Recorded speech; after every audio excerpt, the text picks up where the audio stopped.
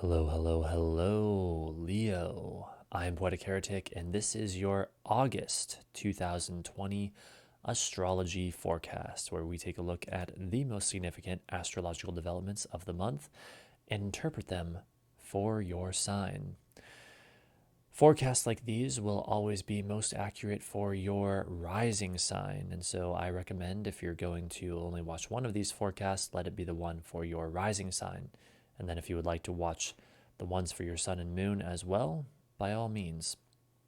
But having said that, prepare yourselves, dear Leo, sun, rising, and moon individuals, for this is your August 2020 forecast. Enjoy. The month begins with a series of aspects from Mercury forming what is likely one overall event. On screen, I have the chart for Mercury opposite Pluto on August 1st, since it is about the midpoint of the event. However, this means that in order to understand the beginning of August, we must also examine the end of July. The exact series of Mercury aspects in effect here are as follows. Mercury opposite Jupiter on July 30th at 10:17 a.m. Eastern Time. Mercury trine Neptune on July 30th at 2:44 p.m. Mercury opposite Pluto on August 1st at 6:52 a.m. and Mercury opposite Saturn on August 3rd at 5 p.m. What is so interesting about this event is that as Mercury moves through Cancer and makes these aspects, it is actually making virtually the same aspects that the Sun already made a couple weeks earlier throughout mid-July. This means that, in theory, whatever happens in late July and early August will be a repeat of what happened around the middle of July. Only now with a Mercury flavor of communication, mental activity, problem solving, short distance travel, and or commerce being emphasized, among other things. Look back in your own life at what happened in mid-July and use that to help you understand what happens at the beginning of August. As you can also see from the chart on screen, Venus will sweep through Cancer and make these same aspects yet again at the end of August, reflecting another repetition of events that we will examine in more detail towards the end of this forecast. For you, Leo, this Mercury event in late July and early August involves primarily someone or something challenging you in the area of how you spend time alone or your enemies, and or your work, health, schedule, or day-to-day activities, as well as a possible breakthrough in the area of your partner's money, business, or issues of life and death.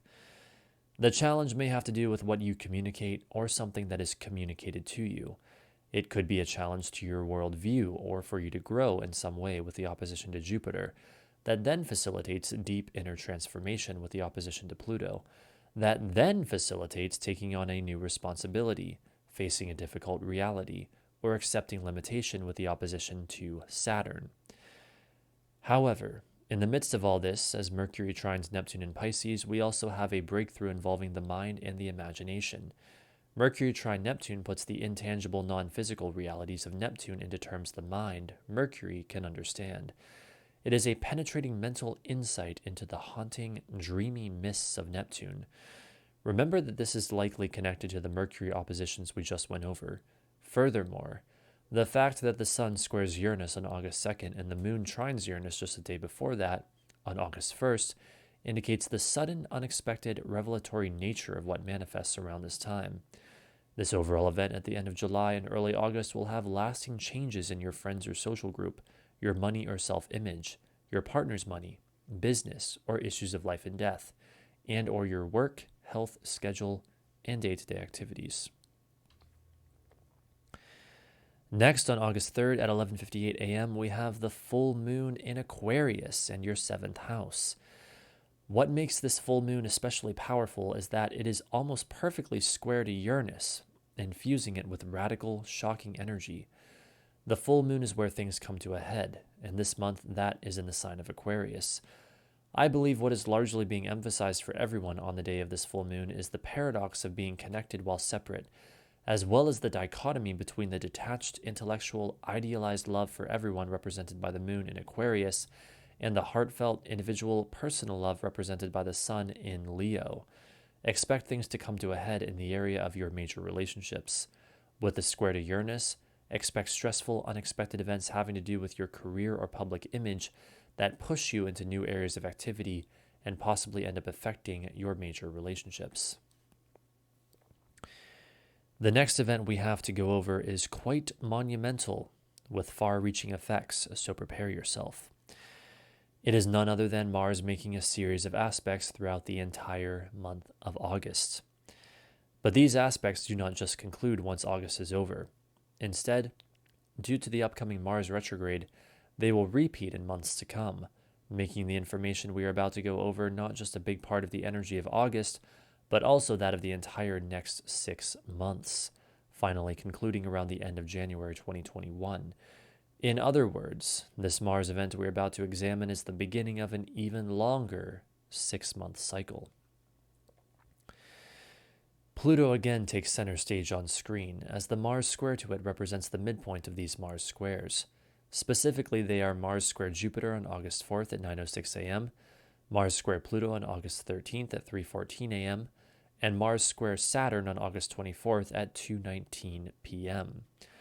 While there will likely be elevated activity on and around those specific dates, remember that this is for most one overall event that is happening perhaps somewhat in the background throughout the entire month of August, but that will also dynamically surface at specific times throughout the month.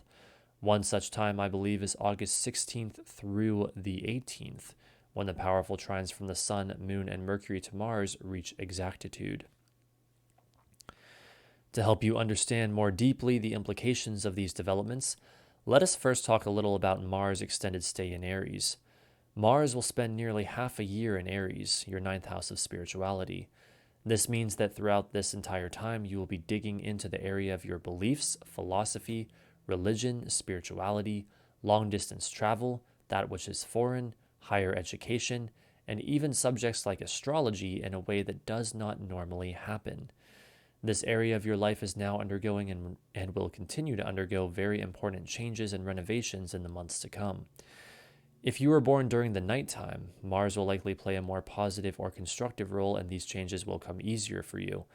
If you were born during the daytime, Mars will likely play a more challenging or destructive role, and these changes will be more difficult.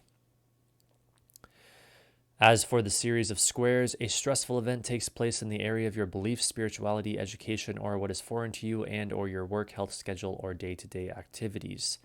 It involves focused action or what motivates you, and it pushes you into new areas of activity. With Mars square Jupiter, your worldview may be pushed to expand, or you will be pushed to expand in another way. This expansion becomes highly transformative on a deep emotional or psychological level as Mars squares Pluto. Finally, a difficult reality, obstacle, or limitation must be faced as Mars squares Saturn. This then ends up most likely affecting your beliefs, spirituality, education, or what is foreign to you, your home and family life, and your work, health, schedule, and day-to-day activities. Remember, this is on one level an ongoing event throughout the month of August, and on another level the beginning of an ongoing event lasting from August through January of next year. Next, we have the new moon in your sign of Leo on August 18th at 10:41 p.m. This new moon is very interesting. Not only is it conjunct Mercury, adding an element of talkativeness, movement, and mental focus to the overall energy, but it is also in a powerful trine with Mars in Aries, as Mars is squaring Jupiter, Pluto, and Saturn in Capricorn, as we just went over. This is, as mentioned, I believe, highly indicative of a significant development in the more long-lasting event represented by the Mars squares. To help uncover the nature of that significant development, let us look more closely at this new moon. The new moon marks the beginning of a new month-long cycle, and this one takes place in your first house, so you can expect new beginnings in the area of you personally, your character, or even your physical body. Again, there will be a fusion of this energy with that of communication, movement, and mental focus with a conjunction with Mercury that will end up affecting your friends or social group and or your money or self-image. The trine to Mars tells us that there will be a breakthrough involving focused action, motivation, and willpower in the area of your beliefs, spirituality, education, or what is foreign to you that ends up affecting not only that area of beliefs and spirituality, but also your home and family. The final event in August we will be looking at is a series of aspects that Venus makes at the very end of the month. The astute among you will have already noticed or recalled from earlier that Venus is making the same aspects that Mercury made at the beginning of the month and that the Sun made in mid-July. Again, this tells us already before we even begin looking at any more details that this will likely represent another phase of what we saw in early August and mid-July. Only this time with more of a Venus flavor of love, beauty, pleasure, creativity, money, art, and or relating to others, among other things. The exact aspects Venus makes are as follows. Venus opposite Jupiter on August 25th at 6:26 p.m., Venus trine Neptune on August 27th at 5:12 p.m., Venus opposite Pluto on August 30th at 9:30 a.m., and Venus opposite Saturn on September 2nd at 8:17 a.m. I again have the chart for Venus opposite Pluto on screen, since it is the closest to the midpoint of when the aspects are exact. As you can see, to understand this event properly, we must take a bit of a look into early September when Venus opposes Saturn as well. And needless to say, this series of Venus aspects is, like other events we have already been over this month, representative of one overall event. For you, Leo, an event taking place in either the area of how you spend time alone or your enemies, and or your work, health, schedule, or day-to-day activities involving a creative or spiritual breakthrough that may be positive or negative, as well as someone or something challenging you on how you relate to others and or your worldview, leads to a deep transformation and then the taking on of a new responsibility and or facing of a difficult reality that then ends up affecting your career or public image, your communication, short distance travel, or what is familiar to you, your partner's money, business, or issues of life and death, and or your work, health, schedule, and day-to-day activities. Again, this event takes place not only at the end of August, but also likely reaches into the very beginning of September. The breakthrough represented by Venus trine Neptune may have to do with certain frustrations from May through July involving love, money, and or indulgence or pleasure, as well as fantasy or spirituality, since Venus was caught in a stressful square to Neptune that entire time. In other words, I suspect that for many of us, that which was frustrating or even disappointing and of a Venusian and Neptunian nature from May through July is now undergoing a breakthrough for better or worse at the end of August. Furthermore, at the same time that Venus is making her series of aspects, Mercury is making its own series of aspects to the same planets, except Mercury is opposing Neptune and trining Jupiter, Pluto, and Saturn. To fully delineate these would be to risk getting lost in the details. So suffice to say that Mercury opposite Neptune is warning us that there is still the risk of confusion in the midst of this event at the end of August, and the trines to Jupiter, Pluto, and Saturn further highlight the strong propensity for breakthroughs that are also of a mental and or communicative nature. As if that was not enough, the Sun is also applying to a trine to revolutionary Uranus at this time, providing us with yet another indicator of breakthroughs that may be sudden, shocking, or revelatory. What does all this mean in simple terms? It means that the month of August is going to be a hell of a month, and there will be much heightened activity, especially towards the end of the month. It is a month where we have quite the study of repeating cycles. This is the nature of human life, and therefore so much of predictive astrology is the study of cycles. It is a month where we are challenged again and again, and yet also experience breakthroughs again and again. It is also the month that powerfully introduces us to the flavor of the next 6 months, with the Mars squares to Jupiter, Pluto, and Saturn as Mars prepares to turn retrograde. We will all experience these energies in our own unique ways, and yet one thing is certain. These are wild times in which we now live, and never again will we return to things being quite the same as they were before.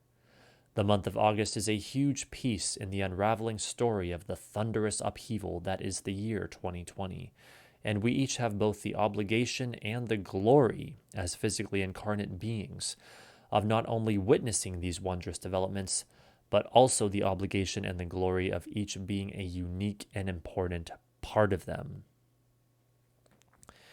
So there you have it, Leo. That is your August 2020 forecast. I hope you enjoyed. If you did, feel free to like and subscribe if you're not already, as I am always streaming and uploading more new astrology and tarot related content to this channel.